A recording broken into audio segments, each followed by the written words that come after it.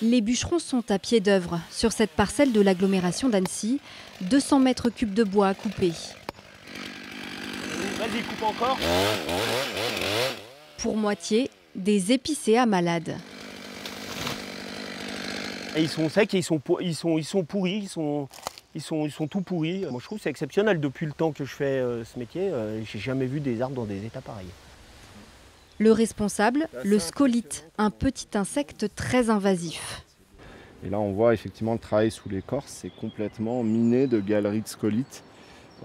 Et ça l'arbre il ne peut pas s'en remettre. À quelques kilomètres de là, 4 hectares de bois abattus. Après 2 étés particulièrement secs, les arbres vieux de 40 ans étaient entièrement morts. Le scolyte, c'est un insecte qui fait partie de l'écosystème forestier et qui est inféodé à l'épicéa de façon naturelle. Mais avec le dérèglement climatique, les épicéas sont affaiblis, surtout à basse altitude. Et de ce fait, on a une prolifération de cet insecte et ça devient aujourd'hui assez incontrôlable. Sur les parcelles déjà déboisées, la vie reprend son cours entre régénération naturelle et replantation de nouvelles essences. Alors ici, on a un petit chêne pubescent, donc qui est une essence subméditerranéenne. Cèdre de l'Atlas, érable de Montpellier, des essences plus résistantes à la chaleur et au manque d'eau.